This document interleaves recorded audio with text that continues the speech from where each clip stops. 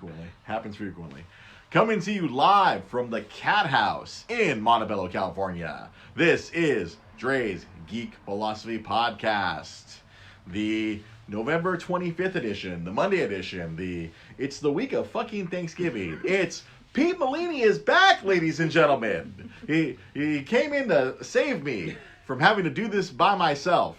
Because this is a whole lot easier when there's someone else to bounce off of. You have a cat. I have a cat. Yogi is here. But as much as she's been like meowing a lot, because she used to not meow. Uh-huh. She used to just like kind of only meow for food. Okay. Now she just meows at me forever because she realized like, oh, this bald motherfucker will do whatever I want if I just meow at him and be cute. Give me the treats. Meow. Give me the food. Meow. Let me outside. Meow. Let me back in. Meow. So Yogi's on camera right now if you're watching this on Facebook Live. If you're just listening to this, sorry. You should get to Facebook and watch us live as well. It's a lot more fun that way. You can comment live. We got Rolando Morales in. We got the G-Son, Mike Kirksey in. So we're here. Pete has come in to save the day. We'll still do Ask a Nintendo Rep. But please ask any questions you have of this former Nintendo rep. I was gonna ask a Disney person. I was like, I don't know. I only worked there for a year. Yeah. I don't have that much dish. I don't have that much to dish. I only have like a little bit of bitching to do about Disney. But I had a good 7 years worth of Nintendo repping. Literally almost exactly 7 years of Nintendo repping. Yeah. I can bandy about. All right, bye. There you go. Bye, Felicia. But yeah, we're back. And Pete, how have you been? You have not been with us for a few months now. Yeah. Let's catch up with Pete first. I've been pretty busy. Just been working on some stuff. You're a man of many projects. Being the head of the Cape, and you have your own comic book. You know, Gordo, the Teenage Flying Saucer. I highly recommend it. Yeah. Is issue 2. So we haven't announced it yet, but we're going to be doing 4 issues next year? You're going to do 4 issues? Yeah. What? Are you going to come out with one the day of the Cape 2020? Yeah. Issue 3. Yeah, that's the plan? Is Cape, yeah. Is Cape 2020? Yeah. Oh, wow. That's the idea. Right now. And then issue number 2 is somewhere in between now and Somewhere in between then. yeah. Fun time? Yeah, you're doing the Cape, you're doing Gordo, and then I'm sure you got... And then you were just telling me before we came on the air, your comic shop. Obviously, we're not at the comic shop today. I'm coming straight from work. I'll get into that later. But it's going to be the 10th anniversary of Nostalgic Books and Comics. So that was the longtime home of the podcast, and it's been your longtime home. Yeah. You've been living at that store for about 9 years. Almost a decade now. Yeah. So. And how is you're cooking up some stuff in the works for that? I'm still working on that because like I told you earlier, we still don't know I don't know the exact date. Yeah. So it's you were not the founder of the store. Yeah, you were the current captain of the store. You guide the ship currently, but you are not you don't know the exact date. So it's gonna be sometime next year. Sometime next year. Just celebrate it all year. Yeah. All through 2020 is going to be the 10th anniversary. That we can at Cape we can celebrate the 10th anniversary. Exactly. In the summer, Free Comic Book Day, we can celebrate. 10-year anniversary. Yeah. Just throughout the whole year. You just the way a lot of ratchet white women like to celebrate the whole month of their birthday. That's true. You can celebrate the whole year. 2020 is the year of nostalgic books and comics. I mean, I've been joking that I want to do like a T-shirt, like when you go to In and Out, and it just has like a random image and just has the ears. I've been joking about doing something like that. Why not? Yeah, you know people. You've put out the Cape shirts. Yeah. I was rocking the Cape shirt at work last week. Oh, nice. I was like rocking the 2018 Cape shirt, the gray one. Yeah. I was rocking the gray one at work the other day. I was like, hell, that's right. I'm gonna represent. I'm gonna represent the East LA Cape here at work today. But I've been working on that and trying to figure out what we're gonna do for that. Like I said, I have no idea. You have things percolating because you're a creative man. Yeah. You have lots of things going through your head. You're always working on stuff. I think your famous quote is that you always like to make life more difficult for yourself. It's more fun that way. It's more fun. That's how you do things. You gotta. If you're not dying, you're not living. Exactly. If you're not coming close to having a heart attack the week of the East LA Cape, then why are we doing this at all? It's just boring at that point, right? And we're working on little things here and there, but it's still in the planning stages. It's still early. We still got time. There's still plenty of time between now and that whatever date we pick for that, and whatever date you're gonna pick for the. Well, yeah. We have I don't know. Unfortunately, myself and my wife, who could not be here today, my wife is out tonight. She's currently doing a hospital tour. She's fine. She's still very pregnant, but she booked a hospital tour on the night of the podcast. And I'm like, really, wife? Yeah. Like mommy brain. She mommy brained, and she's like, oh wait. Like, I guess I don't know if that was the only night. Yeah. I think she's doing a hospital tour literally down the street at the Beverly Hospital. Oh, okay. Because we did a hospital tour like 3 weeks ago over at the White Memorial, that really big place where apparently Oscar De La Hoya funnels a bunch of money into. Oh, we're down towards down towards East LA, Boyle Heights. Yeah, there's a big old White Memorial. Apparently, they have the fancy pants. But my wife wanted to check out the place 3 blocks from here because if when the baby is gonna show up, it's like, do I want to drive 3 blocks or do I want to drive 30 minutes on the 60 and then the 5? Yeah. And then depending on the time of the day, and depending on what it is. Like, I guess if it's in the middle of the night, if our son decides to be like, hey, Dad, I'm here. I'm like, oh shit, we gotta go. One of our TV shows, we learned like 4 baby on the floor. Yeah. It's like 4 contractions in an hour, or 4 minutes, or something or other, and 4 centimeters of dilation. Baby's on the floor. You got fo, baby on the floor.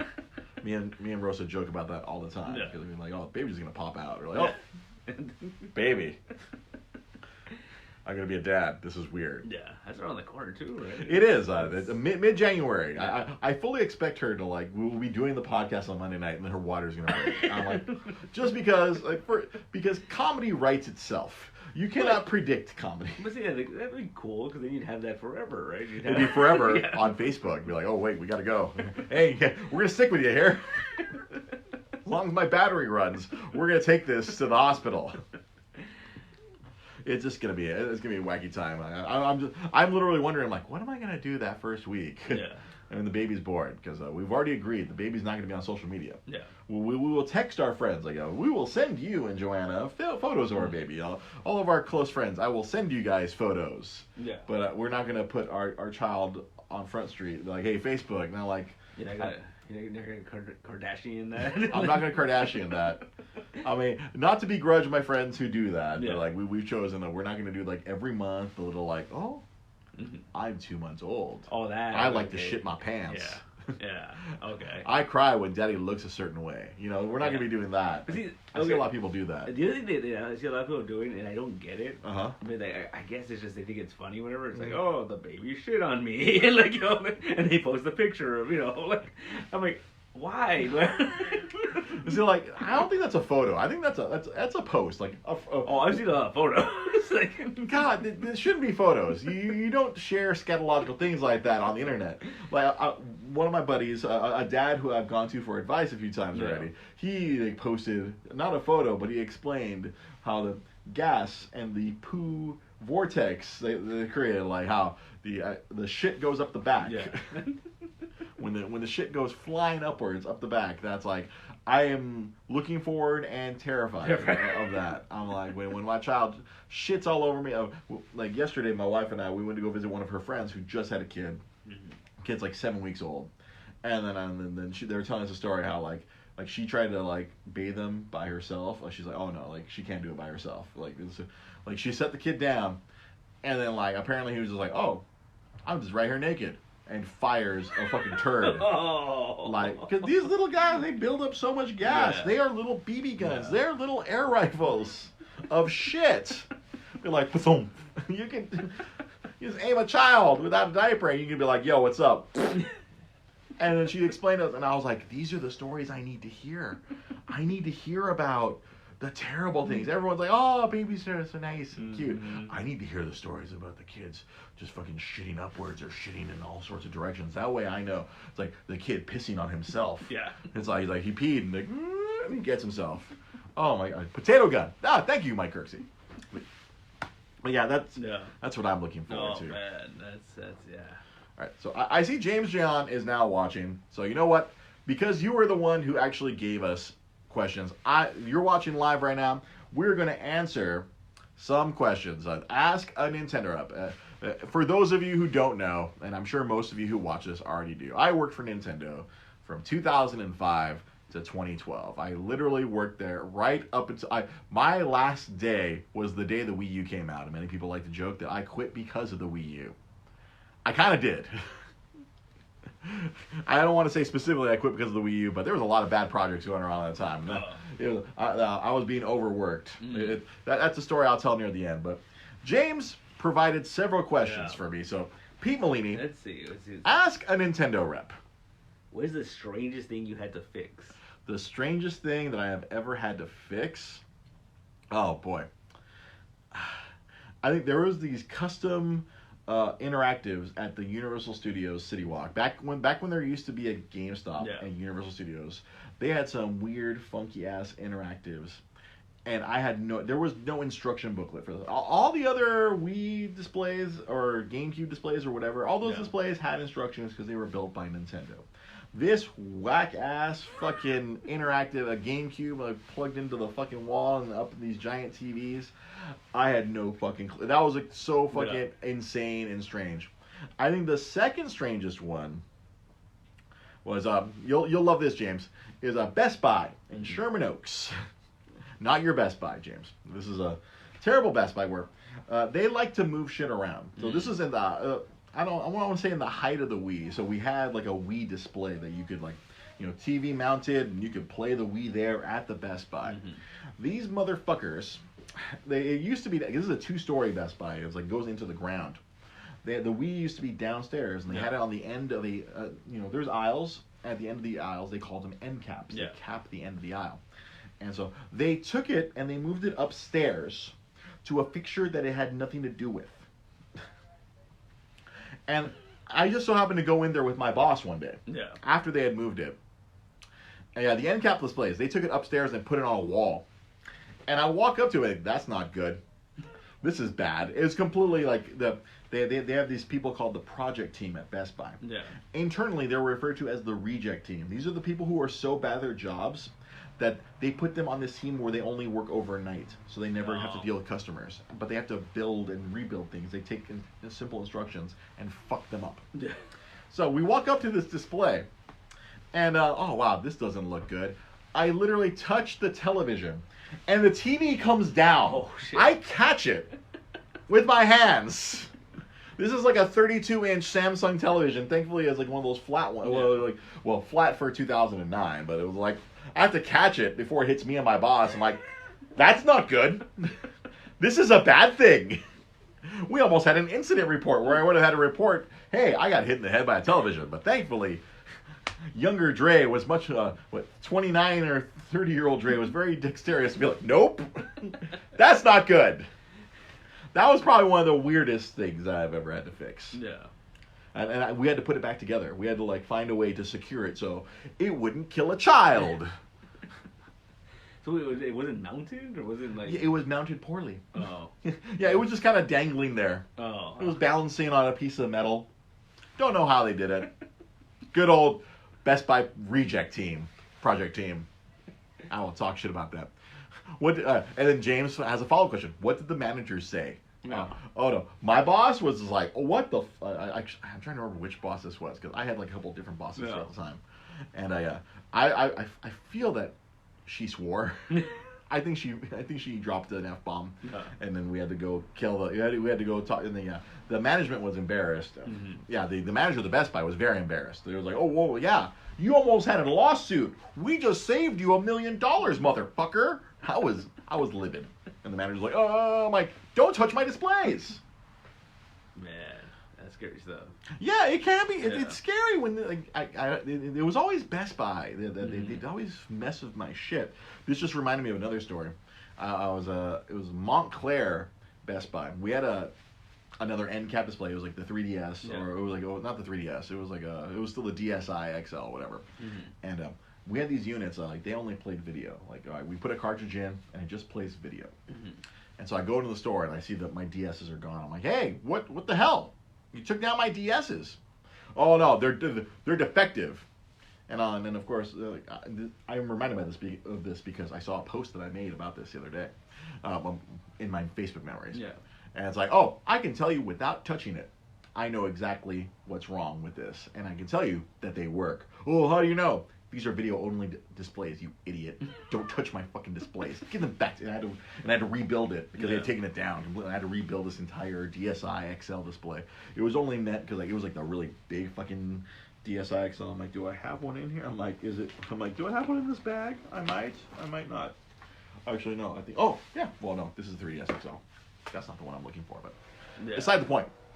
There's a big ass DS. It's supposed to be like, oh, look how big it is. You can't play it. The other one you could play, but this one you couldn't. Yeah. It's like they're always taking down my shit. I hate to slag Best Buy a lot, but they were bad. Wow, that's ironic. You know, because they're called Best Buy. They're called Best Buy. Right? Yeah. I'm shocked they're still in business. Shocked, I say. Let's see. What else we got?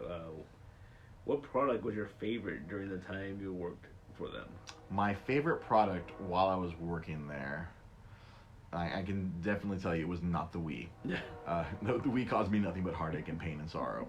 But I have to say, I think the 3DS. I think the 3DS was my favorite. I got a lot of good miles out of that. James says, I didn't mess up your stuff. No, yeah, Burbank, you know what? Burbank, your store, especially when you were there, all your shit was on point, bro. I never had to worry. So we took Japanese Nintendo visitors to the Burbank store. You know why? Because they didn't fuck shit up there. Because I knew James and his team at Burbank Best Buy, I think it was, no, 125 is Pasadena. I think you guys were 131, if I remember correctly. I remember weird shit like that. Yeah, y'all didn't fuck up my shit. I could rely on Burbank to not fuck things up. But yeah, my favorite product had to be, I think it was 3DS. I think that's the thing I logged the most time in, because it just, the 3DS was like, oh, it was like a portable 137. Damn, I should have known that. Close. I should have known. 37 in a row. 131 must have been fucking the other place down the way.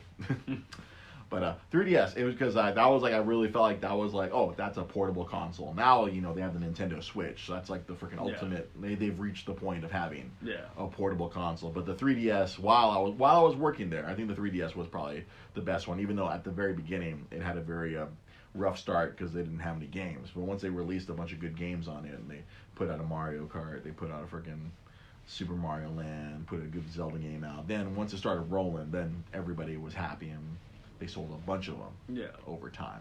It was a good product. I think if we're gonna like my favorite game that came out while I worked there, if I was gonna go into that, I think Punch Out for the Wii, because that was so much fun. I really enjoyed the shit out of that game. That was one of the few times I actually got the game early, like 2 weeks early, and I couldn't talk about it on the internet. But I was just like, we had social media. I got in trouble a lot for social media when I worked for Nintendo. There's a lot of rules for Nintendo reps about social media that are my fault. Real talk. I wish I was exaggerating, but no, it's really, a lot of it was my fault. I would have started the podcast like not 6 years ago. I would have started the podcast like 10 years ago if I wasn't working there. I would have gotten in so much trouble. I was like, I want to do a podcast, but I can't do it while I work for Nintendo because I will get killed by Nintendo's internet ninja lawyers. Yes. Now they can't do shit to me. So here I am slagging them. That's true. Let's see what else we got. What's another fun question? He left several questions. James left several fun questions. Okay, here we go. All right. Why won't they make a Mario Party style game for Pokemon? Huh. Why won't they make it? Yeah, it's weird. Because Pokemon, Nintendo, honestly, they have no control over Pokemon. Yeah. This is something a lot of people don't understand. Pokemon is literally controlled by a company called the Pokemon Company. Yeah. Nintendo funds them, but Pokemon, that's their thing. Mm-hmm. They work together, but Pokemon Company's like, they're like yes and no. They're like, oh yeah, we'll do this, but no, we'll never do that.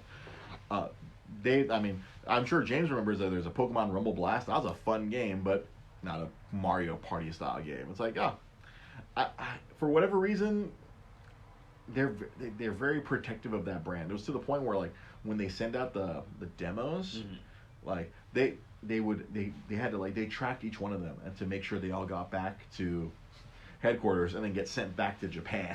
Oh shit! They're so protective. That's why like Nintendo demos of like Pokemon are really expensive to find online. Like, because there's a lot of collectors out there who buy all this, not for resale stuff, and like that stuff goes for big bucks because it's not supposed to be in anyone's hands. Yeah. But yeah, it's like they're super protective, and for whatever reason, they'll do stupid games. Like I remember there was a Pokemon Troze. Like, actually, I really liked the game, and I don't know, I can never find my copy of it. It was this little cute little tile game. Obviously, I think the cell phone was what really killed a lot of games, because a lot of these games that were like, I was thinking about it at work a few months ago, where I'm like, oh, I don't see any licensed games anymore. Like, oh, you see like funny like, oh, games based on movies or games based on cartoons. You don't really see that anymore. I think the most recent thing I've seen, there was like a Paw Patrol game on the Switch, on the PS4, and even on the Xbox, there's Paw Patrol. But beyond that, like, I think because they all just turn them into freaking cell phone games now. That's where the money is. Yeah, you don't have that middleman anymore. Yeah. Yeah, it's just you just put the game on the cell phone and then put some mechanics in there to take your money. Yeah, basically, right. So I remember like Club Penguin was a big thing a long time ago. Like those Club Penguin games. I think that was one of the first browser-based games where like they took kids' money. Yeah. Yeah, I don't know. Like it all goes through the Pokemon Company, and now they used to do a lot of spin-offs, but now no more spin-offs. No Poke Park Wii, no Pokemon Conquest, which was basically like Dynasty Warriors Pokemon. That was a weird one. Yeah. Or I remember that was a weird one. All right, here we go. And you're gonna love this one. You're always talking about this. Okay. Why did Nintendo underproduce the Wii to create a fake shortage in supply? Sometimes I go back and forth on this, like, because my company line used to always be Nintendo is a giant brand, but a tiny company. They're a small Japanese company that happens to have like one of the most recognizable mascots in the history of the world. Like, I think you could only put like Mickey Mouse above freaking Mario. Like everybody knows who Mario is, but they run like one factory in Japan, and sometimes they'll outsource to China, but as I've gotten older, and I'm in this past year of working with my boss, like my boss at this current job I work at, where I have like 4 job titles. I still work peripherally in the game industry, but I work for a video game distributor, and it's pretty crazy. My boss has been in video games for like his whole life, and he's really connected to a lot of people. Nintendo is just crazy. No. We did that episode a couple of years ago in that one weird studio. Yeah. Nintendo, like, they will follow a plan, and as I've learned, as my boss, he deals with a lot of Japanese companies. He deals with Konami and Sega and fucking Capcom. Once a Japanese company has a plan, they just stick to that fucking plan. Yeah. For better or for worse. It was like very recently. It was like those mini Nintendo, the NES Classic and the Super Nintendo Classic. Like, they had a plan. All right, we're gonna make this many, and it sells out. They're like, okay, cool, on to the next thing. Like, oh, American companies are like, hey, let's make another freaking 100,000 or 100 million of those. Yeah. Where in Japan they're like, nah, cool, we sold those. Let's work on the next thing, and they are so freaking single-minded of like, that project's over, we're moving on. And they actually did come back and make more, but it was just like, no, they unintentionally create shortages. Yeah. But they don't care. Like, they don't care about the not making more money. They're just like, okay, cool, we sold them. That makes sense. We planned to make and that was the problem. That was a huge problem. Like, where Nintendo, like, they all right, we're gonna make 1 million Wii's each month. Oh, we could sell 4 million of them. We're gonna make 1 million Wii's each month, and that's what we're doing. Yeah. Like, I was telling my boss a story about like the previous president of Nintendo America, Reggie. He used to have to go to Japan and beg for product. He'd have to like prostrate and like bow, do like the super like the begging bow, and be like, "Can we get some more?" Because Black Friday is this Saturday. Like, is this Friday? Yeah, this Saturday. Dumb Dre. And he'd have to go there like September, October, and like literally beg, "Can you please allocate us more units than normal?" And they're like, "Nah, we don't give a shit about your Turkey Day." Because Black Friday is only a thing here. It's only a thing here, like, and like I think it's kind of become a thing like in Europe a little bit, but it's like you see videos Black Friday in Europe, everyone's like lined up properly, or like Black Friday in Canada, everyone just lines up neatly. It's all nice and orderly. It's like, oh, so organized, so polite. Yeah. Here in America, it's like people die. People get trampled. It's this Thursday. Oh, yeah, that's right, because it starts on Thursday now. Yeah. I've been so detached from retail. I forget. They're like, oh, it's Thursday night now. Yeah. Or Thursday afternoon, even. Yeah.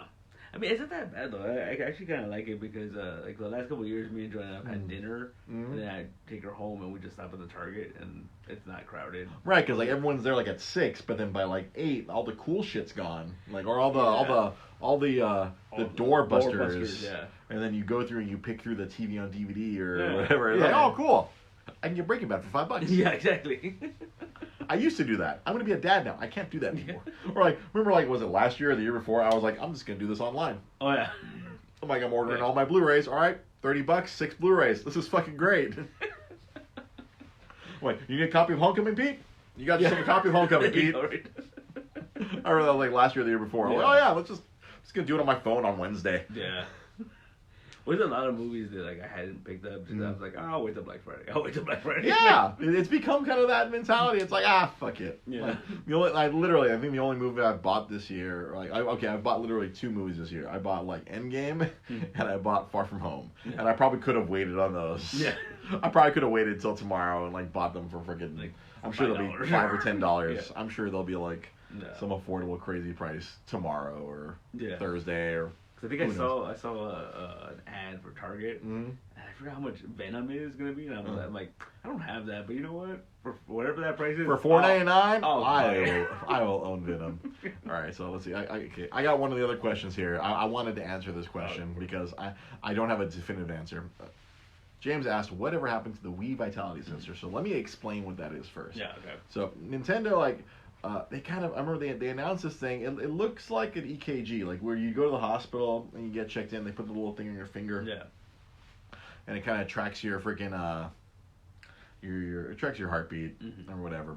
And so they had said, oh, we're gonna come out, like I forgot if they announced it at an E3 or whatever. They showed, oh, the Wii Vitality Sensor. Yeah. So I remember long ago, my first boss told me, oh yeah, we're gonna come out with this game called Wii Health.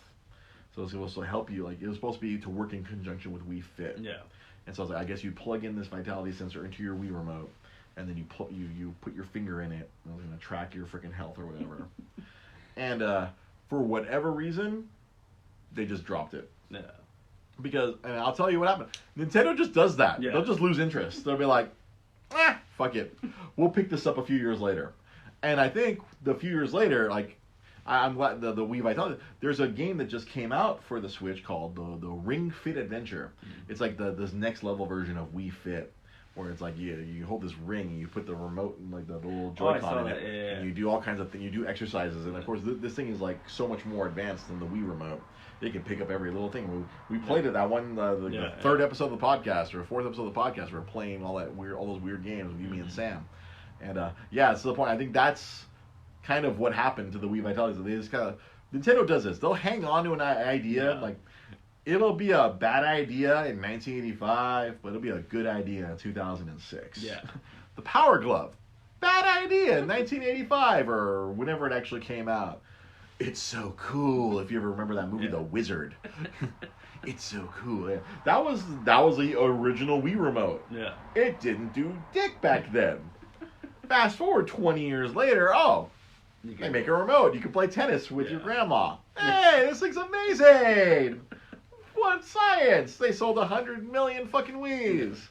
You would think though, like with the whole nostalgia thing we have right now, like they should release a Power Glove, like a new Power Glove. You think like a better working Power Glove? Yeah. I bet that's something like that's gonna come out in the next like 5 years because Nintendo does it. They'll sit on an idea like Virtual Boy gives everyone headaches in friggin' 1990 whatever. Oh, 3DS. Hey, 3D. Yeah. So I think that's another question that James had. He was asking about what I think about the 3DS. I kind of gave my thoughts on 3DS. But honestly, I very rarely played that thing in 3D. Yeah. Because not that it gave me a headache, but it was kind of annoying half the time. Yeah. It was just like, all right, cool. I'm playing Dead or Alive Dimensions on 3D. Now let me turn it off. Yeah. I just want to play my because at that point I felt that thing was like a portable GameCube or like a portable like high level N64, low level GameCube. That's what the 3DS was. And then little kids were supposed to use it, right? Yes, anyone under 6. Yeah. Whenever I did product demonstrations, which I had to do a lot of them I worked a lot of Saturdays and Sundays when I worked for Nintendo. That's why I was always at Disneyland on Monday. Because I'm like, I'm going to use my Nintendo money and go relax for a day at Disneyland, lounging around, because I had to spend 8 to freaking 12 hours freaking like dealing with children all weekend. It's like, oh my god! And I wasn't allowed. Nope, you can't use with the 3D on. Sorry. How old are you? Are you under 6? Then nope, you cannot play with. Yeah, because your eyes are still developing. Yeah. And then, because I swear, I think the thing would make you cross-eyed because like it had an image that's because the way the 3D worked, it was like an image specifically for your right eye, an image for your left eye, and like, oh, let's move it. And they're like, oh, it's 3D. There was a Mario game called Super Mario. That was probably the only game where I played a lot in 3D because you had to see the fucking blocks. You had to put in 3D to go, all right, where am I? All right, because it's this 3D land game. Yeah. And that was one of the ones where I think I used the 3D a lot. But beyond that, I didn't use the 3D. And literally, like, after I left, they released a 2DS, which could only be played in 2D. Like, you could play all the 3DS games, but you can't play them in 3D. Oh. And later on, they made like a 2DS XL, which basically looks like the 3DS, but it was only in 2D. And that sold like gangbusters because all of a sudden these parents, oh yes, now we can get you one without the 3D that'll kill your eyes. Yeah, make you go blind.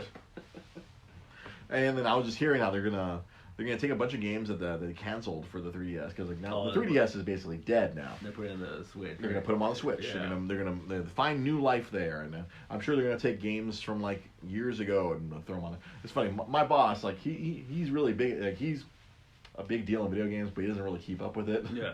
Like, there's a Luigi's Mansion game that just came out for the Switch, and he thought it was just a remake of another one. I'm like, no, that's not the 3DS remake. It's actually a brand new game. He's like, what?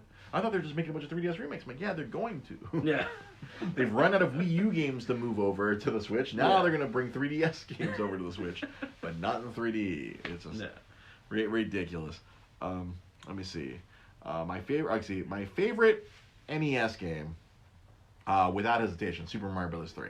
No hesitation. Super Mario Bros. 3, that's my favorite NES game of all time. There's a lot of good ones, but that's my favorite. I mean, thanks to that whole, they have this thing where you can play all the old games on the Switch. I got on the little online thing, like the old NES is like, honestly, I think they held off on putting that thing out because they were selling so many of those friggin' NES minis. Yeah, that makes sense. Yeah, I got. There was a couple of games that like I'd always wanted to play as a kid, but I never got to. But there was a game called Star Tropics. That game was actually like really good. I'm like, holy shit! It's like Legend of Zelda, but you're a kid with a baseball bat instead of a dude with a sword. Yeah. Instead of Link with the sword, you have a baseball bat and you're throwing baseballs and you're like have a yo-yo. You're like smacking like. Oh, isn't that kid in one of the Smash Brothers? I think he shows up now. Yeah, he's in. I think he is. Yeah. I think he shows up as an assist trophy or something. I forget what his name was, but I was playing it on my Switch like a few months ago. Like, oh, hey, this is really cool. And then I played something else. Like, oh, something else came out, and then I forgot about it. Yeah. It's still saved on there. But favorite NES game, Super Mario Brothers. Super NES, that's a little bit tougher. If gun to my head, I'm gonna have to say Chrono Trigger. That's probably my favorite Super NES game. I can still play that game over and over. I have it on my DS. They did a remake of it. If you want to buy it, it's available right now at my boss's website, Deal Tavern, on eBay and on Amazon. I've been sending a lot of shit to Amazon. My God, yeah, Chrono Trigger. That's one of the best. And then just right up there, right next to it, is a game called Final Fantasy VI or Final Fantasy III. That used to always be my answer, but now it's like I realize over time, I'm like, oh, I like Chrono Trigger more. Final Fantasy VI, that's like I love that game. I'm gonna make a bunch of perlers of little characters from that game, nice. But nah, like Chrono Trigger is the best. That's like hands down. So you can just play it over and over and over. It's imagine it's like Back to the Future, but you don't get stuck somewhere. You just keep going back and forth through time. You go all the way to 65 million BC. Yeah. You go to like 3000 AD, or just fly. And then like your party is made up of people. It's like Bill and Ted's Excellent Adventure. There you go. Yeah, you get a cave woman who just kills everyone with her hands. She's so fucking strong. You get this awesome robot. He's like a breakdancing robot. You get a frog, like a knight who got turned into a frog. No. And he's just the coolest dude. He's like very honorable. and he has like the best theme music out of everybody. Like when his theme music comes on, you know shit's about to go down.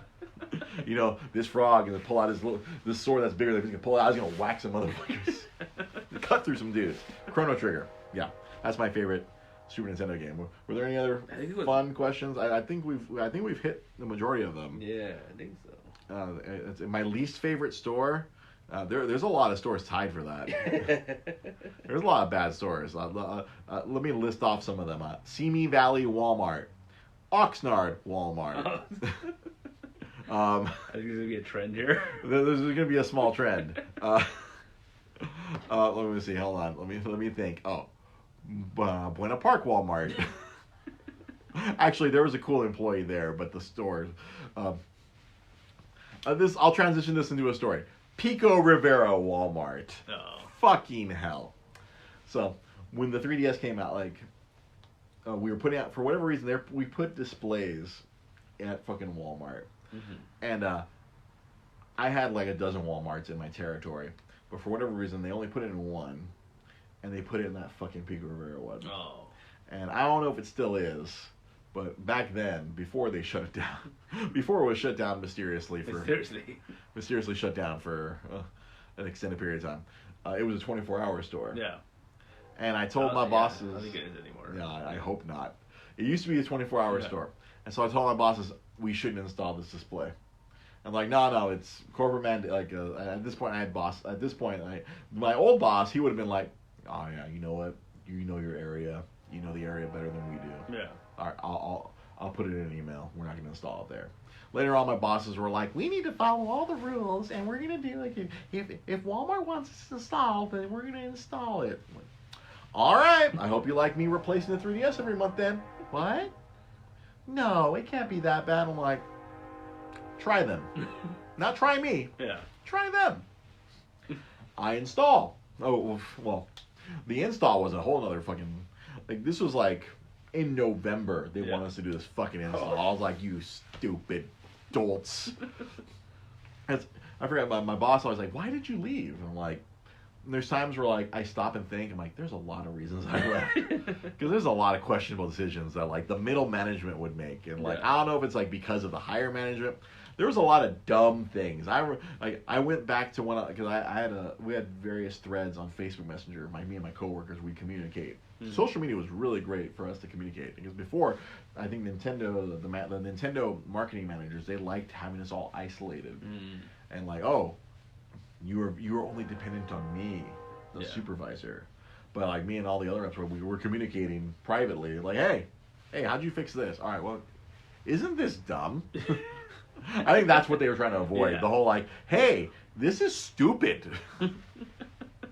Like there used to be a catchphrase, and then it was called, we were one focused organization. Mm-hmm. And then every time there was a major fuck up, I would message my friends, 1, period, focus, period, organization, period. There'd be a major fuck up, like, well, we're going out to do this demo, but there's no product available. Like, why are we doing the demo if there's no product available? We're just going to stand there and frustrate people? Hey, you want to buy new Super Mario Brothers? You can't. Because they don't have any. Oh, what? You want a DS Lite that sold out? Sorry. They didn't send any to this place. Yeah. It was constantly that. Like there'd be like stuff, they wouldn't ship stuff in time. Like we'd have this deadline. Oh, we have to finish this project by this date. And then like, I don't have the stuff to do the project. How am I supposed to do this project? And it's like, oh, I have 3 days to go to like 18 Best Buys. I'm like, and it's like a 4-hour project. I'm like, see, unless you guys are paying me 4 hours of overtime every day, this is not going to happen. It was stuff like, it was always stuff like that. It was constant frustration where I was just like, doesn't anyone have a brain? Sometimes there was no brains, or like, a lot of times it wasn't the left hand wasn't talking to the right hand. Yeah. They keep each other in the dark, and then like all the reps would on to suffer because there's no one. And then I think a lot of the upper management didn't like me because I was a uniter of people. Oh. We'd go to these national meetings, and it's like, oh, you're only supposed to stay with your group of reps, and I'm like, I want to go hang out with the East Coast reps. They're cool. And like, let's put our groups together. Yeah. And it's the point where I remember my very first boss, who unironically his name was Mario. I felt so bad for him. He worked for Nintendo and his name was Mario.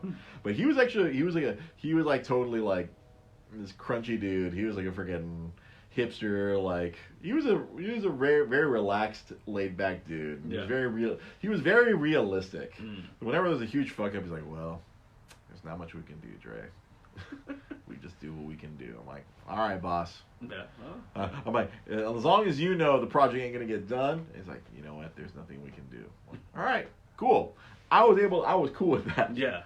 But then he would tell me is like near the end when he stopped giving me a fuck, he was done. He was like, I can't take this bullshit anymore. You don't understand how much shit I have to stop coming downhill from you guys. I was like, oh fuck, that sucks. Yeah. I was like, I wanted your job. Oh man. I'm like, oh, you're leaving? Oh, let me go for your job. Oh no, wait. No. No. And then the lady me and the lady who became that, she became the supervisor. And then she left.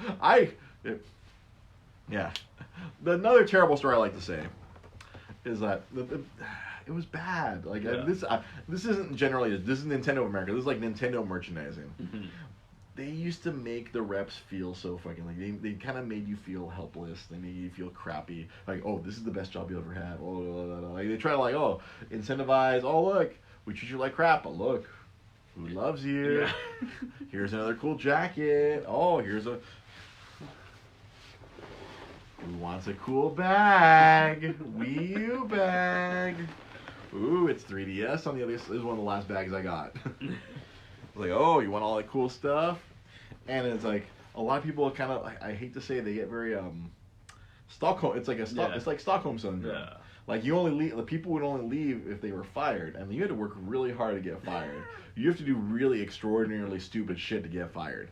I have a friend who did, but that's another story for another day. You have to work so hard to get fired. I mean, the amount of work you have to put in to get fired is monumental. Yeah. So the day I quit, it was like, what, you're leaving on your own? I'm like, yeah, I'm leaving. I was like, I got this job at Disney. They're going to pay me $50,000 to sit on my ass at a desk. Bye. I'm out. And I remember I met up with my boss like a few months later to go to dinner with her. She's like, you sparked a fucking revolution. Like the management blamed me for making people realize, no, you can quit. You can quit? You can quit. I can leave this job? There's more to life than all the free shit? And then she's like, yeah, like she blamed me, and then the upper management blamed me, like to the point where, like, when I try to go back, cause like, fuck, I need that 401k. I tried to go back like 3 times. I mean, it wasn't. Granted, you've seen me. I've been at some low points financially. Yeah. I want to go back. I want my 401k back. I want the free games. I want a job that pays me whatever they were paying me. They were paying me pretty well for 2000 and whatever at that point. They were paying me pretty well. I got regular raises. I'm like, I couldn't complain, but I could. Yeah, but I could. But I was like, wait, I need that stuff back. When you don't have that stuff, yeah. When you're making shit, when you're working shitty jobs or making shit money, and you're like, oh, I want that back now. Yeah. The grass wasn't always green. Disney sucked. That's a whole story for another day as well. Disney sucked ass. It was bad.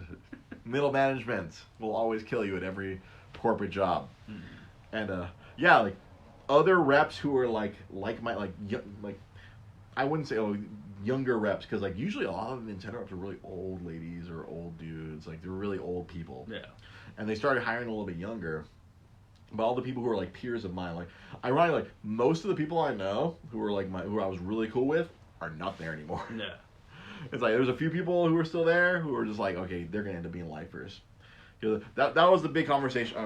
A story I used to always tell all my students whenever they ask, oh, why would you leave?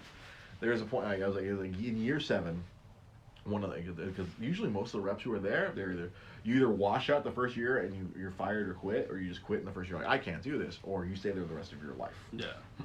Because there's a bunch of reps who are like, oh, getting to their 20-year award is so-and-so. Getting their 22-year award is so-and-so. I'm like, they've been here since the Virtual Boy.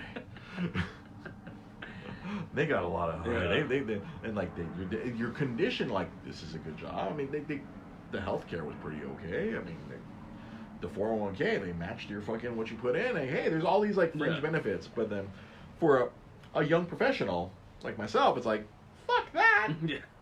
And a bunch of other peers of mine, they all quit. I saw, like, oh, wait, everyone I know is leaving. They all just like, oh. I remember like one of them like messaged me. It's like, I'm so glad. Like, you really showed us all that, you know, there's a life outside of Nintendo. I'm like, uh-oh. Yeah. So naturally, when I tried to go back, I was persona non grata. Oh, yeah. Like when I quit, it was like, I remember the regional manager. She was like, "Oh, you can come back whenever you want. You know, if it doesn't work out at Disney, you can always come back." I'm like, "Cool, thanks, so and so regional manager lady. I'll keep that in mind." And yeah, when I made that call, yeah, like the first time I tried to go back, it was like literally like a year later. I was like, after I had like left Disney and I was doing this other job that I also didn't like, but I was doing it because they paid me well. I was just like, hey. Can I come back? And I talked to one of the other regional managers, like, oh, you left for a reason, and so, you know what, maybe you don't want to come back. I'm like, but I do want to come back. Damn. No, you should probably think about it. I don't think you want to come back. That's pretty messed up. And I was like, what the hell happened? And then like a year or two later, my old job opened up again, and I tried to go back. And I went through the interview process. I'm like, okay, cool. And then like the people in the HR are like, oh yeah, no problem. Oh, you're a former rep. Oh yeah, cool, no problem. Really easy, boom. And I get to the guy who was the supervisor who had taken over, and then it was like, normally that interview is like 45 minutes. He freaking dusted me in 10. Shit. It's like, why do you want to come back? I'm like, I'd like to have stability back in my life. Yeah. I currently work a bunch of, it's like, I have some crappy jobs, and, like, I'd like to go back to, this nice stable environment in Nintendo. I mean, I'm sure there are some difficulties and things have changed since I've left, but, it was always a nice, it's the job I held, it's the regular job I've had longest in my life. I was there for 7 years. I'd like to come back, get myself a couple more trophies, Yeah. Go get my 10-year trophy, my full color Mario trophy. And yeah, like he just killed the interview in like 10 minutes. I'm like, that's not good. Shit. And I was like, and then ironically, a friend of mine got hired for that job, and he's still there. And now he has to go all the way up to Palmdale and Santa Barbara. So maybe upon further review, you kind of dodged a bullet there. Kind of dodged a bullet. Yeah. I would have had to go all the way up to Santa Barbara and be freezing my ass off in Palmdale and taking trips to who knows where, fucking maybe even Bakersfield. Like, what the fuck? Oh, Palmdale, you could have hung out with Juan. Is that where our dearly departed evil old boss is? That's what I heard. So that's where we heard last season. Palmdale, he was gonna make the roadie to come down and sell comics in the Cape. Yeah. I expect that phone call at some point in the next 4 or 5 months. It's coming. I'm sorry. Finish that Pico Rivera story. Oh my god, I do that all the time. So I install the 3DS at Pico Rivera, and I tell the bosses, I'm like, I went back the next day on my own. Not as an official store call. I literally went back 24 hours later. Gone. Snipped. Gone. They chopped it and fucking took off with it. And I was just like, I knew it. I literally, not even 24 hours after I installed it, gone. I emailed my boss, like, hey, I just happened to pass by there. It's already gone. It was probably stolen that night. Mm-hmm. Well, it was stolen that night. No. And they're like, oh, well, call display support and order another one. I'm like, really? How many are we going to sacrifice? I was like, I'm trying to save us money and save us time. Well, but that, we paid for the display. We want to make sure the display's up. I'm like, can I put up a picture of a 3DS? This is what your experience would look like. No. I'm like, all right. I called display support. Even display support was like, it's going to get stolen. I'm like, yeah. And I called my boss to authorize, do not reinstall. But she said reinstall it. And that was really cool. The display support guys were my favorite people because they're the ones who had to talk to the reps all day. Yeah. And they took a shine into me because I was a smart ass. And I was like, I'm sorry. Whichever Sean I was talking to, there was like 3 Seans. I'll spell it differently too. And it was just nope, send me another one. I'm gonna install it. Like, can we wrap it in like chains? Yeah. And I put a bunch of zip ties on it. It didn't matter. No, install it again. And I was like, I didn't even bother to go check. I just knew it's going to be gone. Yeah. Next time I was there, gone. Email my boss one more time, like, are we going to continue this exercise? But then it was taken out of my hands because it was like a month or two later, that Pico Rivera Walmart was shut down. Yeah, mysteriously. Mysteriously shut down. Because I remember the month before, there was a big union rally happening outside. I think I documented it on Instagram or Facebook. Like, oh, there's a big union rally. Where I loved all the clever signs. Yeah. It was like, poverty always. Low wages. Yeah. Low prices, low wages. It was like all these freaking like signs. And then the following month, after that, I went to the store and I walked up and a security guard was like, nope. I'm like, what's happening? I'm like, yeah, the parking lot seemed conspicuously empty. Yeah. I'm like, why is this parking lot so empty? This Walmart parking lot's never that empty. Go in there, and like I couldn't even get near it. The security goes, nope, turn around. The store's closed. Did you ever see those videos during that time? There was all these videos because there was all these conspiracy theories about it. Like, cause it was around the time that Obama was about to leave office. Oh, really? Yeah, when that happened. Huh? No, because when it got shut down, or when it got back, when it got brought back. when it got. Because it was shut down in 2012. Was it 2012? Okay. Yeah, well, I was still around when it got shut down. It came back like 2015. Well, it might have been like when he was going for re-election or something. Yeah, 2012 was his re-election. Yeah. I remember seeing this whole thing, and they were saying how like, oh, he wasn't gonna win, so he was gonna like declare martial law, and all these soldiers were gonna come out of the Walmart. Well, that's why they shut it down. Yeah. But I guess Pico Rivera was a hotbed for a revolution. My favorite conspiracy theory, though, this one actually had some history behind it. Okay. So before all that stuff was built in Pico Rivera, they used to build airplanes. Like Boeing had warehouses out there. That's right.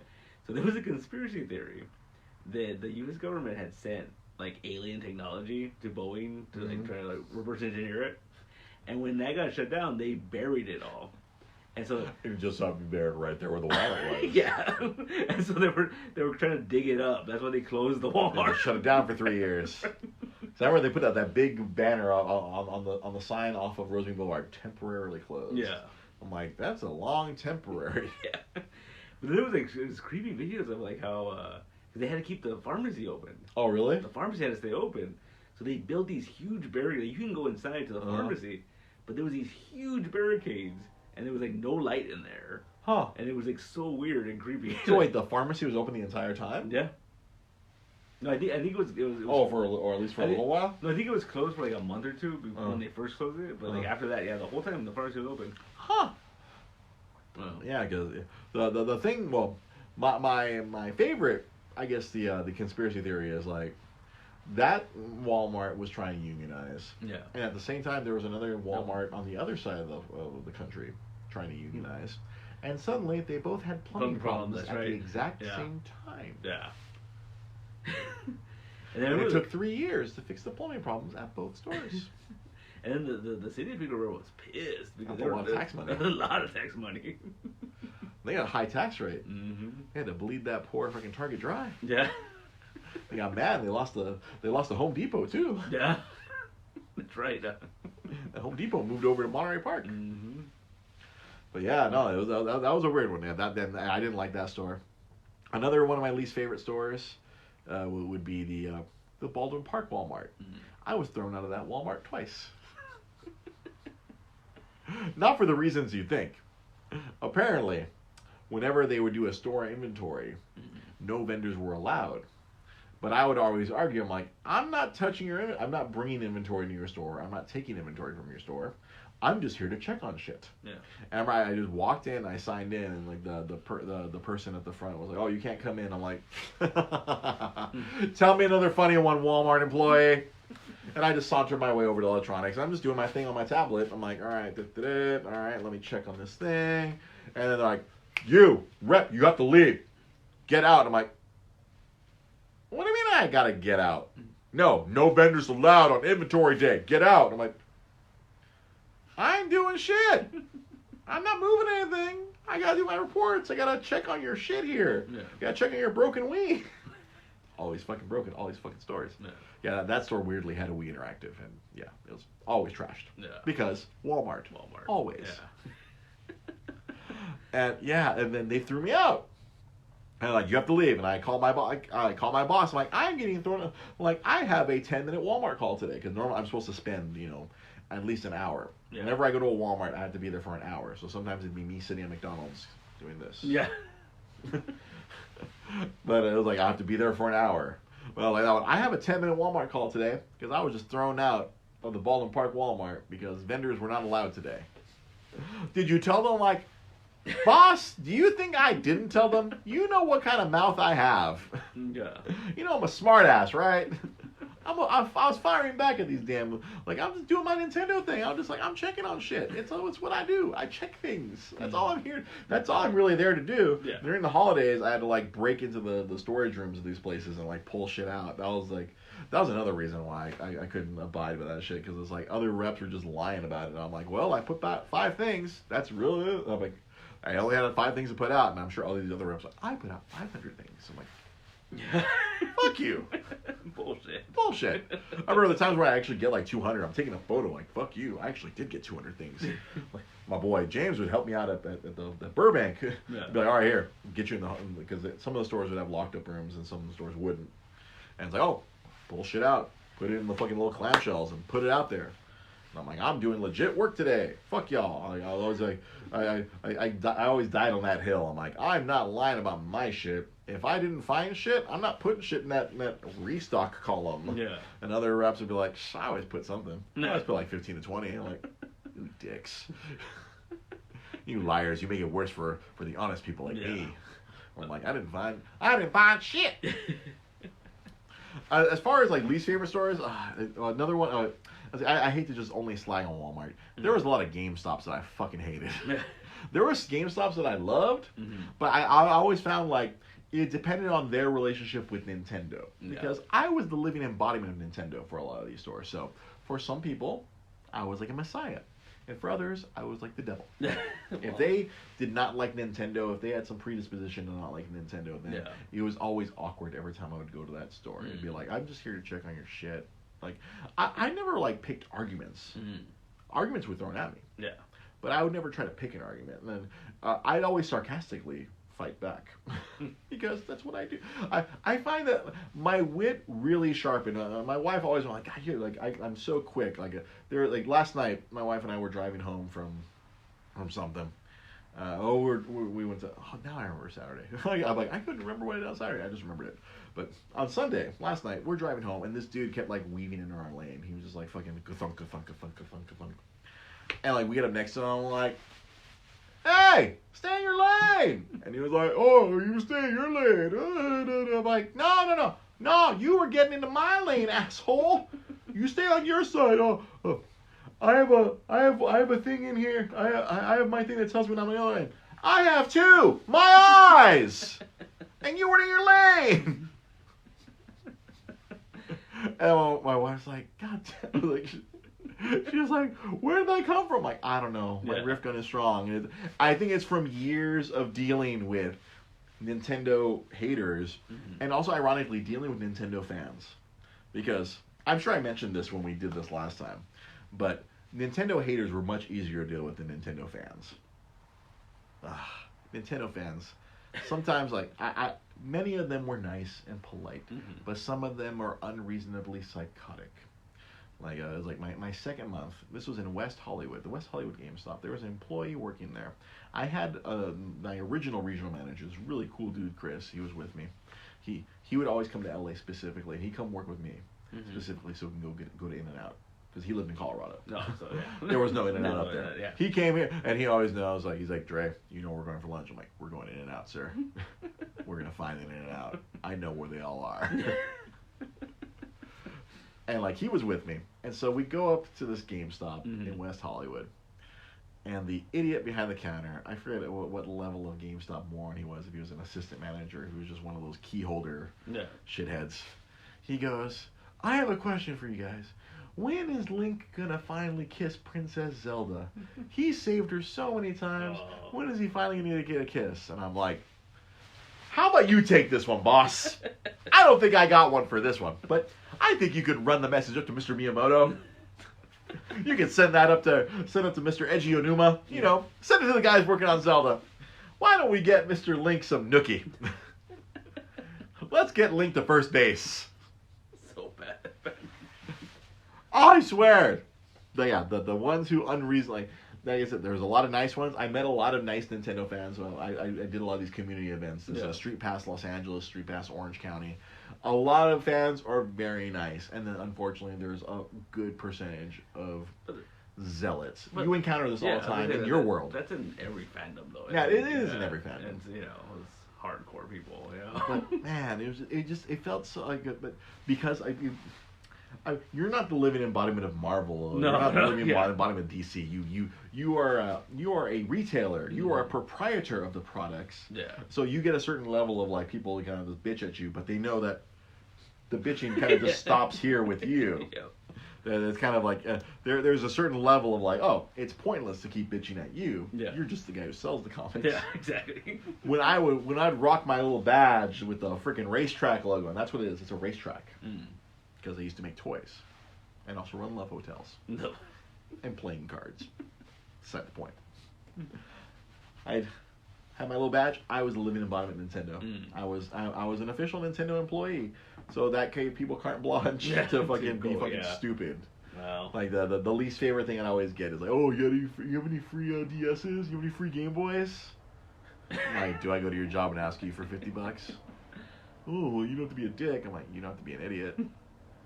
I love the fact that like I was very much the Dr. House of Nintendo reps. That was my inspiration, was Dr. House. If you ever watched that show, I drew inspiration from the wit and evil of Dr. House. That's how I rolled when I was a Nintendo rep. Yeah. Like some people would get very nice.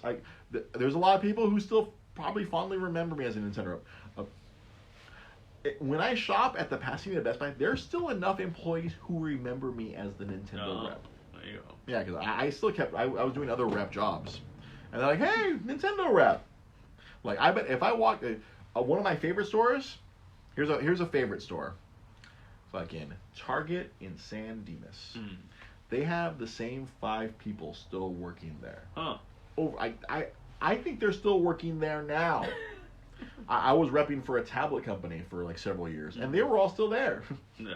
And they're like, oh, I thought Nintendo rep, I thought you were dead. I'm like, no, I wasn't dead. Just went to Disney for a year. Now I'm doing tablets. Yeah. It sucks, but hey, it's a living. And yeah, but that store was so cool. They were always really cool and nice. Like they asked intelligent questions. And like when I asked them, hey, can I get this thing up? Oh yeah, sure, no problem. Here's the box. We saved it for you. I'm like, oh. I go to there were some bad Targets. Yeah. There was a Target in a fucking Yorba Linda. White privilege. There was a Target in Yorba Linda. This is another fun. This was a Facebook memory story because I keep every time I see one of these Facebook memories, I want to make a 5-minute YouTube video of telling the story. Of then just post just the tales of the Nintendo rep. So I'll do a quick tales of the Nintendo rep right now. So they had taken down one of the shelves that I needed. For whatever reason, the shelf was gone. Yeah. And I was particularly surly that day. It was. There were some days where I was surlier than others. Like others, I'll be like happy and cool, but others I'm like, where's my shelf? Why do you guys? Why do you guys do this? You're Target. You have a computer that tells you what you're supposed to do and where everything's supposed to be. Why do you change it? And I'm like, find me my display. And so like, oh, well, we have to go check the boneyard or the graveyard or whatever. They always give it a terrible name, the area where they throw dead things. And so we'll have to go to the boneyard. I'm like, okay, lead the way. And so they're walking forward, and I think they didn't think I was following them. And I'm just walking behind them. And then one of them said a sarcastic comment about me.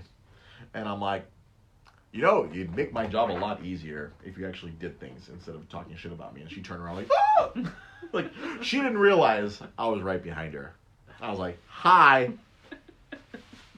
Not helping your case here. That's pretty funny.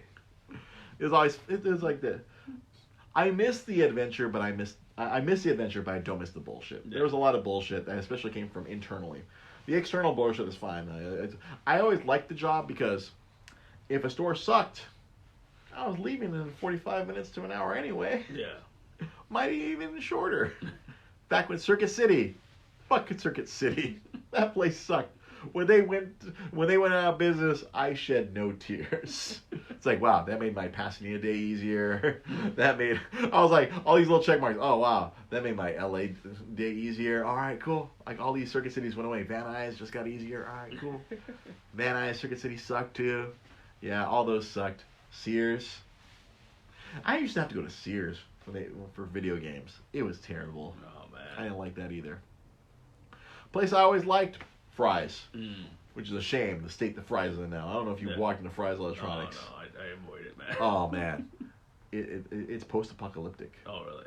It looks like there's a zombie apocalypse. Oh. Like if you want to see a preview of what the zombie apocalypse is gonna look like, head on over to the City of Industry Fry's. Oh, it's that bad. Huh? There's like it's a dead zone of like.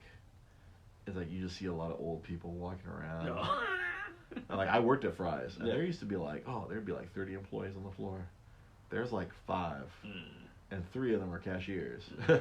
Like, it's like that's a big place too. Yeah, and it's like and honestly, I think the only reason they haven't shut down because they own the fucking land and they fucking own the building. They're not leasing or renting the building. They own they own it. So it's just like and like there's no product. Like the shelves are empty. Oh man. Yeah. It's like every Fry's. Like I bet it. Like there's a really cool looking one down in San Diego, like in San Marcos. It looks like fucking Atlantis. Oh, that's kind of cool. Yeah, it's a fucking pretty. I was down there training another rep way back in the tablet days, and I was like, oh, this Fry's is fucking beautiful. Fucking hey, this is great. I can't imagine what it looks like now. Yeah. I mean, like you have all this beautiful background, but then like the saddest thing I saw was the DVD section. There's like no new DVDs. Oh, just all. There's just nothing. It's just garbage. Yeah. It's like garbage DVDs. Nothing. But back in its heyday, I always liked going to Fry's. I'd go there and do product demonstrations, and that would always be fun. And I always bullshit because, especially whenever I went to one in the industry, because I used to work there back when I had hair. This is a long time ago, like 2003. Oh yeah, and then there's still a lot of people there. Like it was weird. It was like, shit. There's a lady who I saw when I went there like a few months ago. There's a lady still there from when I worked there. Wow. I was just like, I actually walked the other way, just like I didn't want to embarrass her, but like, oh my god, you're still here. Oh my god, you're holding down. You're one of the 5 employees here.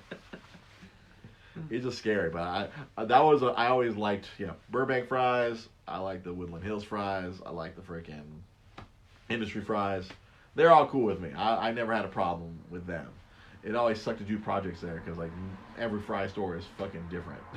They are square pegs and round holes. Yeah. Like, I've brought this display. I can't put it anywhere because you don't have a place where I'll just put it in my garage. Yeah. Don't worry about it. Man. Fry's is cool. Targets are okay. Always running assholes. GameStop coming out. I you know what? I have so many Facebook. See, James is like I had made a couple friends at Best Buy where I actually was cool enough with them where I want to be Facebook friends with these people because they're cool. I have so many GameStop Facebook friends. And ironically, a lot of them were from Ventura County. I was so sad when they moved me away from Ventura County because for whatever reason, the people out there were a lot nicer and a lot cool. They were really cool. Like we go in there and just talk about games, and then I think people liked me as a Nintendo rep because I didn't just go in there and be like, we have to talk about my Nintendo agenda. Yeah. Like, let me tell you why True Swing Golf is a great game for Nintendo DS. No, I went in there, I'm like, yo, I was playing Borderlands. Like, what? Nintendo rep? You play other systems? Like, yeah, I play other systems. Fuck yeah. Play the Borderlands, play this, play that. My boy James, me and him, he took me through the end of Borderlands. He was like, oh, I'll help you beat that game. We jumped online, boom, he helped me beat Borderlands. I had a lot of GameStop and Best Buy people on my friends list on Xbox 360 and all that stuff. And I was always like, Nintendo's not the be all end all. I'm like, when there's a good Nintendo thing, I'm gonna tell you all about it. Yeah. But I'm not gonna be talking about Donkey Kong Barrel Blast. That game blows dicks. And I think what made me a good rep is like, I didn't bullshit people. Yeah. I told them, all right, this is good. This, not so good. Here, if someone asks you about it, here's how you can spin it. If you want to sell it, you could try to sell it this way. But let's focus on Smash Brothers. Yeah. I was very realistic, and I was very, I was honest about Nintendo, which they didn't get that. Like the Sony reps were usually a bunch of liars. I hate to say that, but they're always very corporate shills. The Microsoft reps were actually kind of cool, but then they got rid of all because Microsoft would be like, fuck that, we're spending too much money on that. We don't want to do that anymore. Yeah, it was always funny. Like the Sony reps always give me shit. They're like, why does everyone like you? I'm like, because I'm not a liar like you are. I have a soul. You don't have one. That's why, like, a lot of them, I still correspond with many of them through social media. A lot of them, like, we still cool. They fucking like my Instagram shit. Like, hey, there you go. They're cool people. I was just like, one of them even tried, like, when I was, like, really looking for a job, one of them was trying, actually, multiple of them. Many of them were trying to help me find a job because they're like, they want to take care of their old Nintendo rep. Yeah. They're trying their best to get me jobs. Nice, really good people I met out there. That's another thing I miss about being the Nintendo rep. It's like I met a lot of cool people. Yeah. Out in the world, there are some cool people, and I enjoyed that part. But yeah, the bullshit level was far too high. Like there was a lot of cool shit, but all the bullshit, like, getting a bunch of free games, that was cool. But bullshit was too much, unfortunately. No, it happens, man. It happens, you know. This is why you're your own boss. You have your own certain level of bullshit that you have to deal with. Yeah, but you know, being your own boss, but yeah, I guess it's better than. It's better than having to deal with some middle manager telling you like, oh, you didn't do this correctly. Yeah. Well, we have to look for something you did wrong because that's what we have to do in these corporate reviews. Mm-hmm. Yeah, well, it has its own headaches. Yeah, it has its own headaches. You know, you're the sole person responsible for all the bills, and there's not some mythic, other person here. Here's all the things you need. Yeah, right. Here's your 401k. Here's all this stuff. Yeah, but it's fine. It works out. Hey, man, many times I envy you, my friend. No. You're the captain of your own destiny. I guess. I mean, but it has its headaches. Yeah, it has its headaches, hassles, and horseshit. When that diamond bill comes around, you're like, fuck, man. Oh, man. I gotta sell all this shit. Was it last week? Mm-hmm. So, Diamond has this new thing. Oh, there's a new thing. Oh, there's new bullshit about Diamond comic distributors. When you put in your order, right before you approve it, it'll break it down and tell you, like, okay, this is when this stuff is supposed to come out. So this is what you're going to be paying every week. It gives you this idea. Okay. Never works because things don't come out when they're supposed to come out. Especially a lot of collectible bullshit. Yeah. Which has, like, an undetermined release date. Yeah. Usually the release date is when you have the least amount of money to pay the bill. Exactly. That's the release date for all this collectible shit. I've always found that in years of dealing with Diamond, and Juan and Barry dealing with Diamond. So I was like, all right, whatever. There's nothing you can really do about it. You're just like, all right, cool. So about 3 weeks ago, the Diamond bill was about half of what it was supposed to be. And I'm like, oh, that's not good. That's a bad omen. Yeah, I go like next week's gonna suck. And then it was half of what it was supposed to be the following week. And I was like, oh, this week's gonna suck. This is what they call a reverse mortgage or a balloon payment mortgage or something. You're like, oh, small, fuck. Yeah. And I was just like, and then this past week, and I was like, holy shit, the bill came, and I was like, how? Like. Yeah, if you guys haven't been around back when we used to do these when we did the Wednesday shows, like we talked about the comic industry. Yeah, you have to take what you made the week before and use that to pay for your comics. But the scenario that you just explained was like, wait, if I only bought X amount of comics and I only made 2X when I need to make 3 or 4X in the following week, wait, I need 5X to pay for those bills? Wait, no, I didn't make that much these last 3 weeks because... No, wait, no. No. Ideally, you're supposed to set money aside. See, but here's the thing, too, which I've talked to other, shop owners, and they think it's insane that I do this. I start at 0 every week. Like, I don't... You don't count on the previous week. No. I start at 0 every week and just like, fuck it. Whatever happens, happens. And a lot of, other shop owners are like, that's insane. Why do you do that? I'm like, it's worked out. You've survived for, 7 years being the focal owner now? Like, the shop's around for 10, but you've been the sole proprietor for 7.5 now? 7.5, yeah. The comic game is rough, yo. Yeah. Really You've managed to, spin the plates long enough to be like, oh, we're doing fine. Yeah. Well, then the other thing Diamond did. Okay, so, because it's this time of the year, the schedule's all fucked up. Oh, yeah. It's all screwed up, right? So... For this, isn't there an extra Wednesday like this month or next month? There was an extra Wednesday this month, right? Yeah, I think so. Yeah. My paycheck structure's all fucked right now. So because the schedule's all fucked up, they sent out an email Friday saying, "Oh hey, we forgot to add these 35 books to the previous order. You need to make these orders before Monday, or else you're not gonna get them." For the sake of all fucks. So that was fun. Like, comic game was rough, yo. Yeah. So today I was like, oh shit, I gotta order these 35 books. You know? Yeah, sit down and put on your accountant's hat, And your accountant's visor, and be like, all right, how much money am I gonna make from this? Hopefully. Yeah.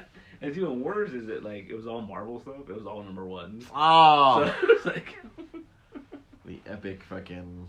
Yeah. Like how many do I order? Yeah. So that was. How many people are gonna actually buy these number ones? Yeah, these nonsense. Oh. Yeah. It's like you under order and then everybody fucking wants it. Oh, you should have ordered 40. Yeah. Oh, you ordered 5. Yeah. Fuck you, Marvel. But yeah, so that's had its moments, man. Has its moments. Like the diamond order for this month is due on Thanksgiving. So I did that today. You handled it today. Yeah. Your slowest day, Monday. Yeah. That's like your office day. Yeah, so I was like, I'll just do it today. It's fine. Oh my gosh. Yeah. Holy shnikes. Like I miss hearing about these terrible things with diamonds. Yeah, they're the worst. So they had to email these people to let them know that there's these 35 books you need to order. 200 of those people that they got emailed, Diamond fucked up and sent the order history of a bunch of stores to these random other stores. That's a lot of privileged information. Yeah. And then they put out this press release. They're like, oh, we've already asked them to delete it.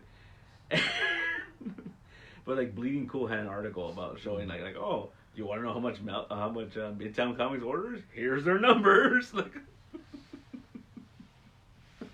yeah, it was insane, man. Oh man. Oh, one more side note thing before because we were going long today. We're like an hour and 20 minutes now. This is a long ass podcast. Here I was thinking, I'm like, fuck, I'm lucky to get 40 minutes today. We doubled that. Have you seen the new location of Frank and Son's warehouse? I saw a picture of it. Yeah. I've seen the sign. I drive by it every day on my way to work. Mm-hmm. I work out in the OC, so I drive by that on the 60. Mm-hmm. That Sam's Club now has been repainted, and apparently they're opening January 4th. Oh, okay. They just announced it yesterday or the day before. Okay, it was like, January 4th is gonna be the first Wednesday there. That's nuts, man. So they still have to do the holidays in the terrible old location. Well, they're going to move January 4th. They're still at their old place, but they're going to be in the corpse of a Sam's Club that they've converted into Frank and Son's warehouse.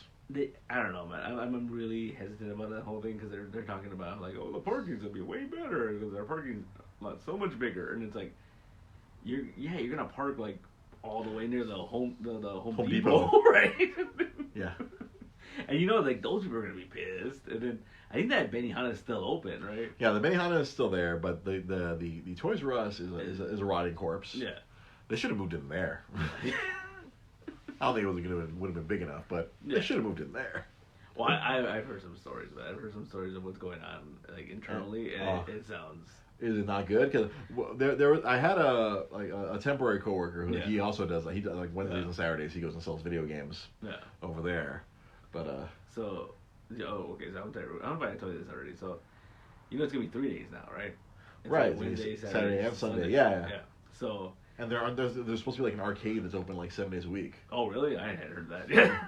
Well, maybe that didn't. Maybe that's not happening. But like that's what I heard from this gaming dude. Yeah. He's an acquaintance. So he helped me. He's the one who helped me get the job that I'm at right now.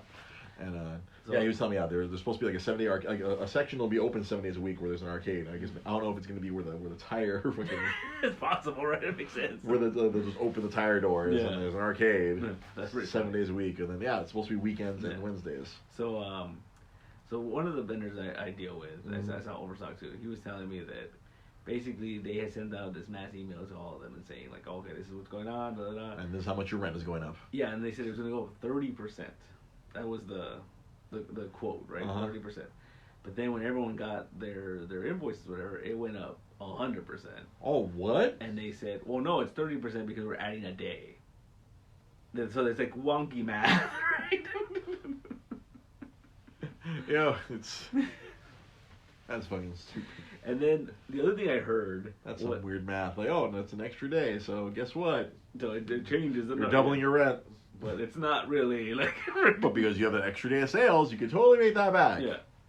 On a Sunday, which no one will go for the first 3 months because no one will know it's open on Sundays. That's the only thing I'm looking forward to, the fact that it's going to be open on Sundays, because then now I don't have to like rush around on Saturdays and buy like bags and boards and shit.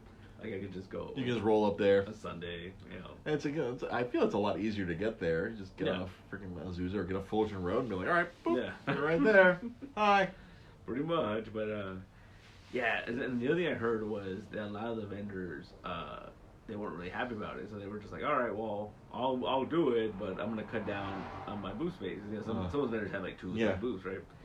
And supposedly, what I heard was they told them like, no, you're keeping what you have, or you're not coming. And they're claiming that they have, for every vendor there, they have 3 people waiting to take their spot. So they're just like, well, they let them freaking let them reduce, sell to those other vendors. Yeah. But yeah, I think it's just. I don't think they have that many. I don't think there's that many fucking. Well, there might be that many con artists out there trying to make a quick buck. Well, not only that, but I think like it's a possibility they have that many people, but like they're probably not great vendors. That's why they're not using them. Like, you know. Kind of like when we have like 500 people apply for the Cape. Yeah. 300 of them are not viable. Yeah. 300 of them are not viable booth people. Yeah. So I think that's what's going on. But there's leveraging this information. That's fucking crazy. Mm-hmm. Yeah, like fuck. If they're basically doubling the rent, that's fucking nuts. Because they were saying too that all those old guys, the baseball guys, they're not going. They're not coming over. Because they're not making money as it is. So. Yeah, I'm sure it's already rough on that. That I've always felt like that section, the Hot Wheels / baseball guys, those guys were always struggling. You know, they bring in the pro wrestler and everyone's over there lined up for fucking the pro wrestler autographs, where the Undertaker's making $150 for every time he signs his name or takes a photo. Rest in peace, your wallet. Yeah, man. So I don't know how. I mean, we'll see what happens. Because that's been at least as long as I've been a nerd. That's been an institution. Mm-hmm. I remember I would always hear stories. I didn't get to go out there until like I was like 19 or 20, man. Until like I finally had my own wheels to get out there. Yeah. And see what the place was. And even then, like I only got to see the old one maybe like twice. Mm-hmm.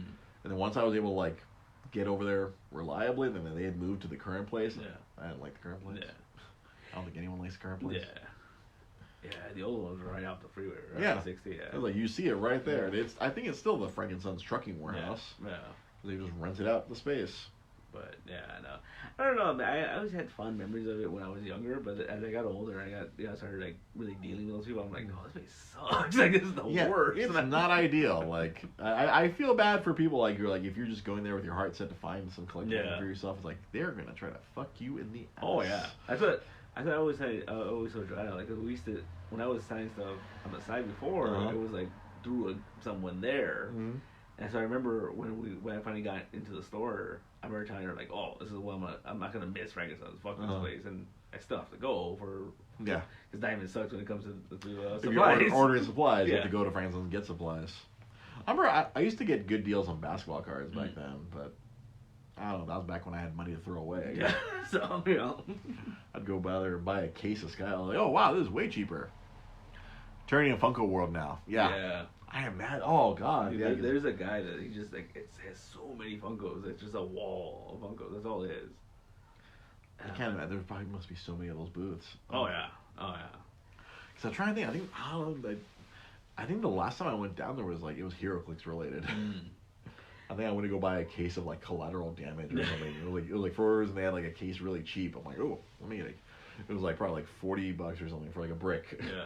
Or like, oh, $40 for a brick? Yeah, I'll take a brick. Yeah. $4 a pack? Yes. Not this $10 a pack nonsense. Yeah. Yeah, I think that was the last time. That was probably like 2006, 2007. The last time I went to Frankenstein's. Yeah, it's not. I don't know. I try to get in and out of there as quick as I can. Like I was it one time.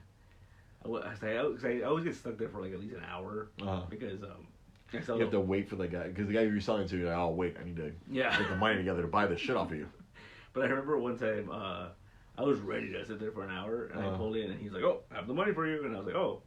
I went, got my back in the boards, got in the car, and I was like, 12 minutes, cool. Like, I'm out of here. Right, so the freaking land speed record for escaping fucking Frankensteins. That's cool.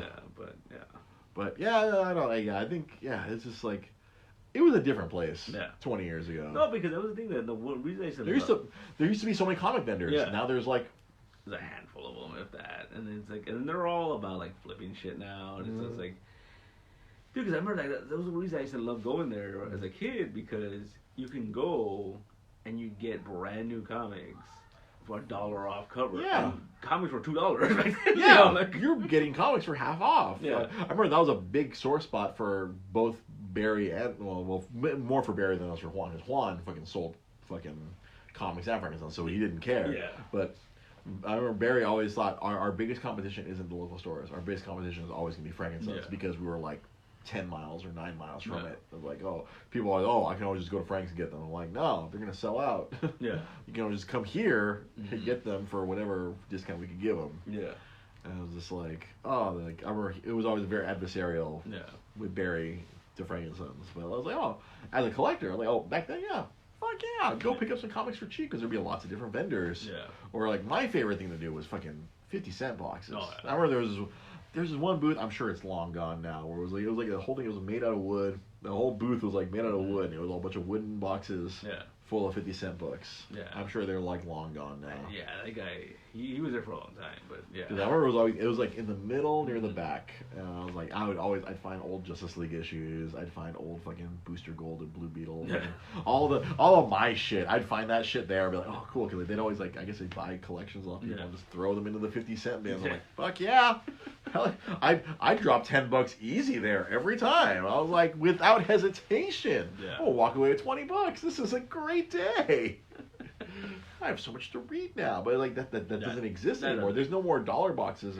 I mean, there is, but then it's like just it's garbage. It's garbage. Yeah, like it's yeah, no, and then a lot of people don't do that anymore. A lot of people are just like I remember the thing that really hit me was when Rebirth happened. I had a customer, but she ended up moving to Chino. So she would just go to Frankenstein's. And she called me and she's like, "Do you still have that Superman Rebirth #1?" And I was like, "Yeah." Why? She was like, "They're charging $11 at Frankenstein's right now for that book." And I'm like, "Why?" Like, I don't, Yeah, the point of Frankenstein's in the past was to get stuff for cheaper, but now everything there is just everything's so expensive. Yeah. I'm sure they have all the variants of everything for fucking $25, $30, $50. What a frustration. It's not. It sucks. So I don't know if I told you. I thought this was kind of a messed up story, but like so I had these 2 big books that I was gonna try to flip to get rid of, and I wasn't even trying to like flip for like top dollar. I was trying to get like about half of what they're worth. Okay. So I figured, whatever. I'm sure you didn't pay that much for them. No, yeah. And so the idea was, so I decided, everyone was like, you should go to Frankenstein's. I was like, no, it's horrible. And they're like, no, there's these vendors you need to go to. When was this? This was like last year. Oh, last year? Yeah. Okay. And they were like, there's these vendors you need to talk to, and they're cool, and then they won't fuck with you. Or I'm like, all right, whatever, fine. So I went, and no, right away it was just like, whoa, condition. Yeah. But so there's one vendor, I don't know, I've never seen this guy before. This dude was like chewed up, like he was missing an eye. He was missing a bunch of teeth. And he had like, he was just, I was like, oh man, who's this guy, right? Right. So I show him the book, and he's all like, whoa, if it was in pristine condition, I would pay you this much. But in this condition, and it was like way like lowballing. Right. And this is the attitude kind of annoyed me. And I told him like, dude, you're not even in pristine condition. That's cold. Appropriate. Yeah. But cold. And he was just like, oh, and I was like, I'm out of here. Like, I'm done dealing with your bullshit. Yeah, Frankenstein is the worst, man. It's like, unless you're... I remember I used to like going there and looking at toys. Yeah. I didn't know, I was like, I love to look at the toys. And like, because like they'd always get the shit that they would never make it to the shelves. Yeah. Well, because they were buying them up. Exactly. They were like the assholes who do like, they were paying off the people at Toys R Us to put the cases on the side. Yeah. I'd look at all the McFarlane sports toys. I'm like, oh fuck yeah, I remember those were fucking cool. Yeah. Yep. James appreciates the burn right there. There you go. You're not in pristine conditions. Very appropriate. Well, he was pretty chewed up, man. Pretty sure that man was tore up. Yeah. All right, we've gone for an hour and a half. No one's going to listen to this. Very few people are going to watch this entire thing. But you know what? That's fine. Hey, you know what? You got Dre's Geek Philosophy and a bonus freaking multiverse comic show at the end right here. There you go. So, temporarily bring back until you're good and ready to bring that back. It's like you've needed your time off. Obviously, you've been very busy. I've been very busy. I've been making myself busier every day. Yeah, it's like it was at the last second. Like literally at 6 o'clock, you had texted me like, "Oh, I can be free." Like the plan that you had, you were busy. Yeah. Doing something like plan fell through. I can come in and co-host. And I'm like, all right, don't break your neck coming here. I'm in Long Beach. I'm like, don't break any speed limits coming over here. I don't want you to get yourself in trouble. No, that's fine. But we came through. Yeah. We got a guest appearance by Pete. As always, make sure join us here every week, every Wednesday, every Monday night. I was doing multiverse right there. I'm so used to doing multiverse with you. Every Monday night we're here at 8 p.m. Pacific time. We went a little long today, but we got Pete back. Me and Pete, we can always talk forever. We always say this. Like we could sit and talk for like 4 hours. Like we need to be doing a podcast, and we've done that for years now. It's like it's gonna be 3 years coming up in January, right? On JoJo's birthday. Oh, that's right. the podcast is almost the podcast is a week older than old executive producer Sam Zia's son JoJo. Yeah. But we're here every Monday night, and now I've been periodically doing these wonderful little Dre's Retro Game Minute videos. I'm going to be posting up another one either tonight or tomorrow morning. It's a fun one. My boss dared me to review a game, and I reviewed it in like 2 minutes. And yeah, it'll be a fun one. It'll be up on the YouTube channel, and I'll post links on Facebook and elsewhere, so you can see me ridiculously talk about SingStar Latino. Oh man, it will be a fun one. You can always follow at Dre GP Podcast. You can follow Pete at Nostalgic Books and Comics. Is that the one? Or am I getting it wrong? I don't have Nostalgic Comics. Or at East LA Cape. Yeah. Because there will be updates coming soon, I'm sure, in the new year. Yeah. I remember it was like early in the year last year where we were out out on the street. Yeah, me and Rosa were on the street doing the Instagram live, and you were doing Facebook live. It'll be fun. Yeah. Hopefully Rosa and I won't be too busy to come to a meeting. There you go. And I'm sure the whatever January, February meeting we'll show up with baby in tow. Oh, there you go. It'll be fun. Mm-hmm. So at Dre GP Podcast, that works on Twitter, that works on Instagram, that works on Facebook as well.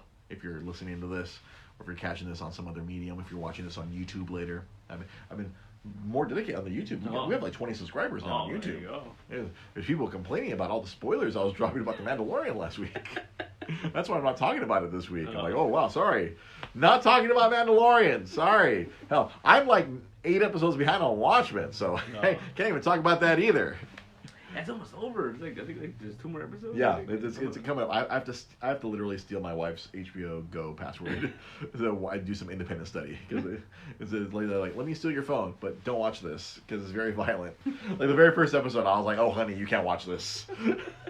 Yeah, it's a very violent show. You can't be watching this, wife. Mm-hmm. She can't consume anything super violent. But we're making an exception for The Mandalorian because of obvious reasons. That's not. The Mandalorian is not super violent. It's not super violent. I mean, there's people getting fucking disintegrated. Yeah. It's like sci-fi violence. It's sci-fi violence. It's not realistic violence like The Watchmen. But like, yeah, as soon as like the Mandalorian, I'm like, oh, wife, you have to watch this. Yeah. No spoilers. If you're not watching Mandalorian, you're missing out. Yeah, that's really good. Did you sign up for Disney Plus? Yes, I did. Of course you have. Yeah. Oh, I've enjoyed it. My wife surprised me. It's basically my Christmas gift. Oh, there you go. Because I wasn't expecting. I'm like, oh man, I can't put it in the budget. She's like, all right. She got the whatever deal for like a year for like $5 a month or whatever. So I was like, all right. I was like, cool. She signed us up. She wanted Nat Geo. I get Disney Afternoon. All right. Thanks for watching. Thanks for listening. Support the Etsy store at Dre's Geek Philosophy on Etsy. So support the podcast on YouTube, Dre's Geek Philosophy, all that fun stuff. We'll catch you guys next time. Have a good night.